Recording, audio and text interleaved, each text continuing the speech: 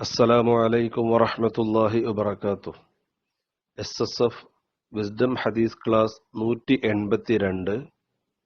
عن عائشة رضي الله عنها قالت كان فراش رسول الله صلى الله عليه وسلم من أدم حسبه ليف.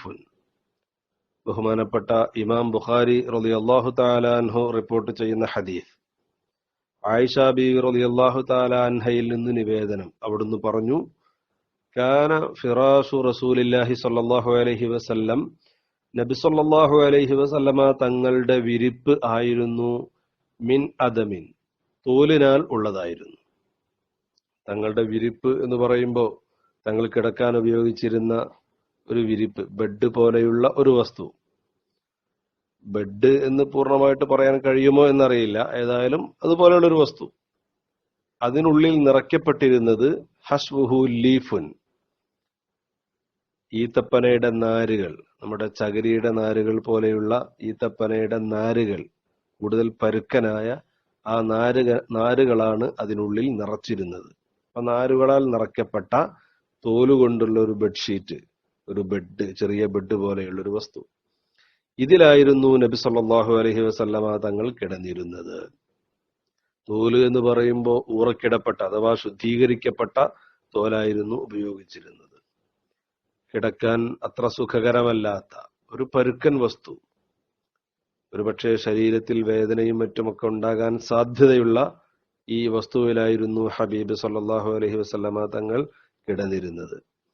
നാം ഉപയോഗിക്കുന്നത് പോലെയുള്ള കൂടുതൽ സുഖകരമായ ബെഡോ അല്ലെങ്കിൽ മിനുസമുള്ള നമ്മുടെ സ്പോഞ്ചുകൾ നിറച്ചു വെച്ച, അല്ലെങ്കിൽ പരുത്തി നിറച്ച, അല്ലെങ്കിൽ പഴയ വസ്ത്രങ്ങൾ നിറച്ച കിടക്കാൻ സുഖമുള്ള ബെഡായിരുന്നില്ല ഹബീബ് സല്ലല്ലാഹു അലൈഹി വസല്ലമ തങ്ങൾ ഉപയോഗിച്ചിരുന്നത്.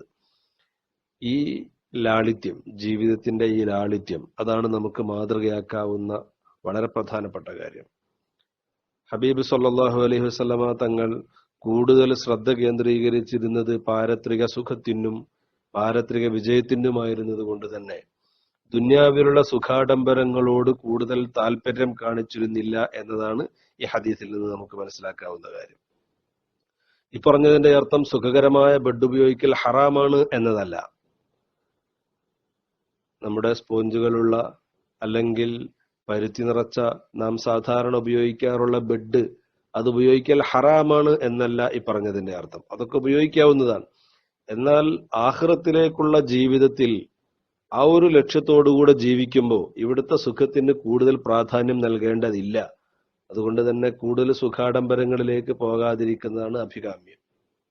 അതങ്ങനെയാണല്ലോ.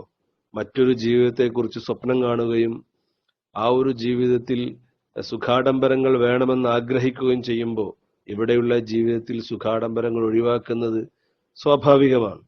സാധാരണ വിദേശത്ത് പോകുന്നവർ വിദേശത്ത് ജോലി ചെയ്യുമ്പോൾ അവിടെയുള്ള സുഖ സൗകര്യങ്ങൾ കുറക്കാറാണ് പതിവ്. കാരണം അത്രയും ക്യാഷ് ലാഭിച്ചാൽ നാട്ടിലെത്തിയാൽ നല്ല വീടുണ്ടാക്കാനും കുടുംബത്തെ പോറ്റാനും സുഖമായി ജീവിക്കാനുമുള്ള സാമ്പത്തികം ലഭിക്കും.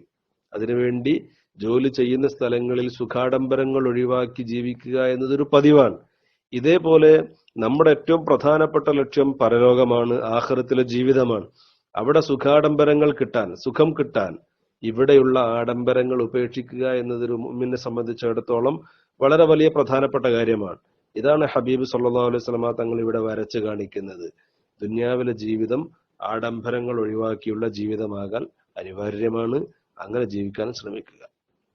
ഇനി തീരെ സാമ്പത്തികമില്ലാത്ത ഒരാൾ, അയാൾ പരുക്കൻ വസ്ത്രത്തിൽ കിടന്നിട്ട് ഞാൻ അങ്ങനെയേ കിടന്നിട്ടുള്ളൂ എന്ന് അഭിമാനത്തോടെ പറയുന്നതിലല്ല പ്രധാനപ്പെട്ട കാര്യം. അത് അങ്ങനെ തന്നെയാണ് ജീവിക്കേണ്ടത്, അത് നല്ലത് തന്നെയാണ്.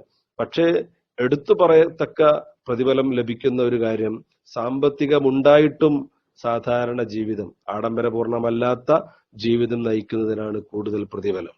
അല്ലാഹു തആല നമുക്കെല്ലാവർക്കും അത്തരം ജീവിതം നൽകുമാറാവട്ടെ. ദാരിദ്ര്യത്തിൽ നിന്ന് രക്ഷപ്പെടുകയും അതോടൊപ്പം തന്നെ ആഡംബരത്തിലേക്ക് പോകാതെ അല്ലാഹു തആല ഇഷ്ടപ്പെട്ട ജീവിതം നയിക്കാൻ നമുക്ക് എല്ലാവർക്കും തൗഫീഖ് നൽകുമാറാവട്ടെ. ആമീൻ. അസ്സലാമു അലൈക്കും വറഹ്മത്തുള്ളാഹി വബറകാതുഹു.